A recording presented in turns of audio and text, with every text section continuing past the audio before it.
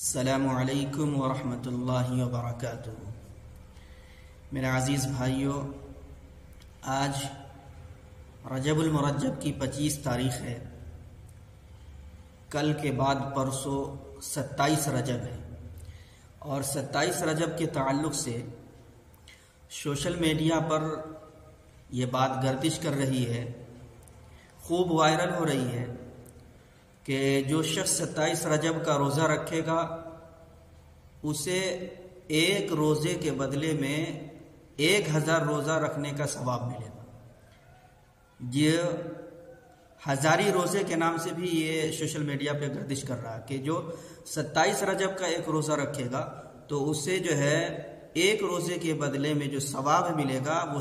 1000 روزہ رکھنے کے برابر ثواب ملے گا۔ تو میرے محترم بزرگوں اور دوستوں، ہم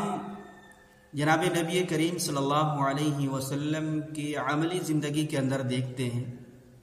یا صحابہ کرام کی زندگی کے اندر دیکھتے ہیں تو ایسا کوئی ثبوت نہیں ملتا ہے، کوئی حدیث سے ایسا نہیں ملتا ہے کہ 27 رجب کی کوئی خصوصیت بیان کی گئی ہو، اس کی کوئی فضیلت، 27 روزے کی کوئی فضیلت بیان کی گئی ہو۔ اور تو میرے محترم، جناب نبی کریم صلی اللہ علیہ وسلم کی زندگی، صحابہ کرام کی زندگی سے کوئی ثبوت نہیں ملتا ہے کہ 27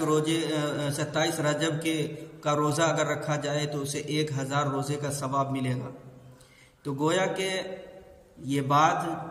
دین میں نئی بات پیدا کی گئی تو یہ بدعت کہلاتا ہے، اور بدعت کے بارے میں اللہ کے رسول جناب نبی کریم صلی اللہ علیہ وسلم نے فرمایا کل بدعت ضلالہ وکل ضلالۃ فی النار، کہ ہر بدعت گمراہی ہے، تاریکی ہے، اور گمراہی یہ جہنم تک لے جانے کا راستہ ہے۔ تو ہم اور آپ اپنے عقیدے کو درست کریں، اور یہ جو بات سوشل میڈیا پر گردش کر رہی ہے اس کا کوئی تعلق شریعت سے نہیں ہے، یہ بدعت ہے۔ ہاں، نفلی روزہ رکھنا ہے تو اس کے لیے کوئی دین متعین نہیں ہے، آپ نفلی روزے رکھ سکتے ہیں، لیکن یہ دین سمجھ کر کے کہ 27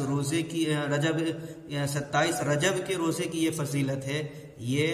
شریعت میں اس کی کوئی گنجائش نہیں ہے۔